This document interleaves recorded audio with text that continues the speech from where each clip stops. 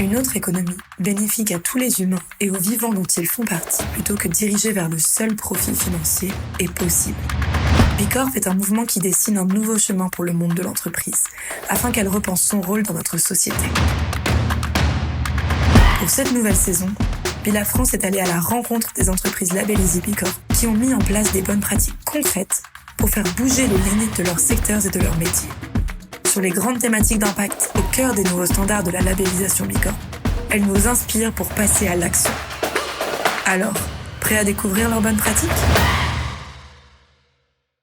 Chloé est une maison de mode française fondée en 1952 qui allie la haute couture et le prêt-à-porter et compte plus de 1000 collaborateurs et collaboratrices.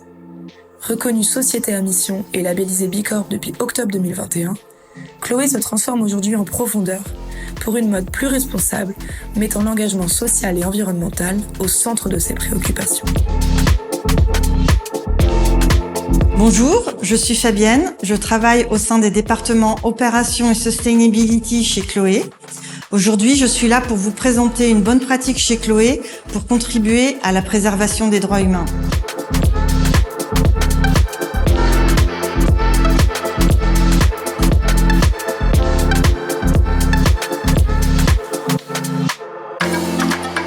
Chez Chloé, nous sommes persuadés que la transparence et la collaboration sont essentielles pour faire progresser les pratiques de notre industrie. Dans le cadre de notre devoir de vigilance, nous auditons nos fournisseurs régulièrement pour nous assurer des bonnes conditions de travail des employés qui fabriquent nos produits.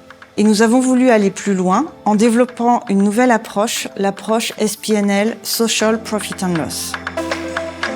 L'approche SPNL a été développée en collaboration avec l'IFM, l'Institut français de la mode, et le Centre national des arts et métiers, et elle a été revue par le cabinet conseil PwC.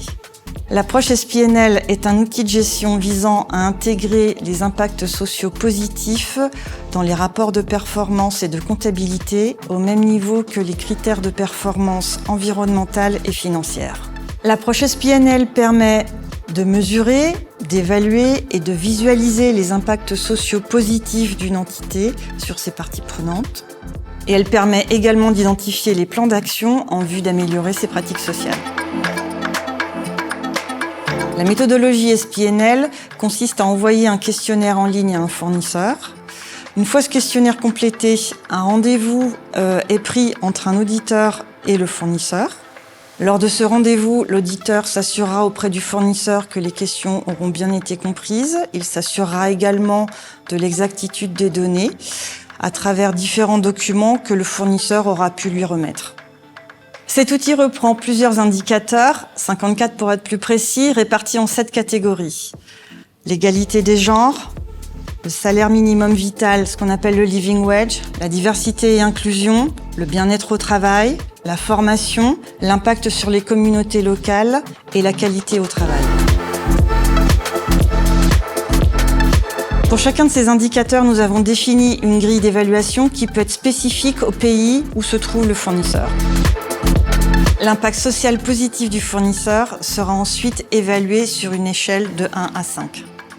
Après avoir testé la méthodologie et le fonctionnement de l'outil en 2021, nous avons lancé une campagne en 2023 auprès de nos fournisseurs de produits finis et plus particulièrement auprès de nos fournisseurs de prêt-à-porter. Ces fournisseurs, avec des organisations diverses, étaient également situés dans des zones géographiques différentes. Le premier constat de cette campagne a été l'accueil très positif de cette approche par nos fournisseurs. Pouvoir mesurer l'impact social positif d'une organisation a suscité beaucoup d'intérêt. Néanmoins, même si l'outil fonctionne et que les premiers résultats sont plutôt encourageants, nous avons constaté quelques difficultés. Des difficultés à recueillir des données sensibles, comme les salaires moyens. Des difficultés rencontrées par nos fournisseurs dans la compréhension de certaines questions. Des difficultés au niveau de la collecte des données car elles n'étaient pas toujours dans un format exploitable. Le temps passé par les fournisseurs pour remplir ce questionnaire. Et enfin, la non-valorisation de certaines bonnes pratiques déjà implantées chez nos fournisseurs car non précisées dans le questionnaire. Aujourd'hui, les scores obtenus sont plutôt satisfaisants et cet outil nous a permis d'identifier de nombreuses pratiques sociales positives déjà implantées chez nos fournisseurs.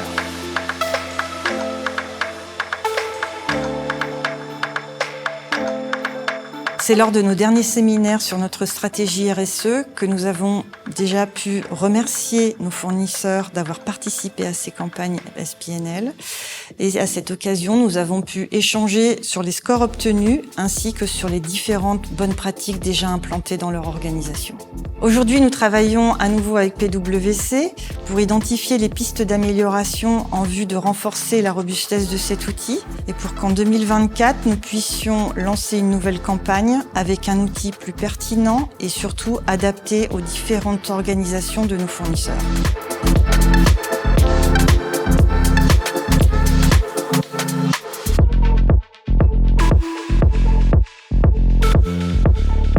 Et vous, c'est quoi votre bonne pratique ?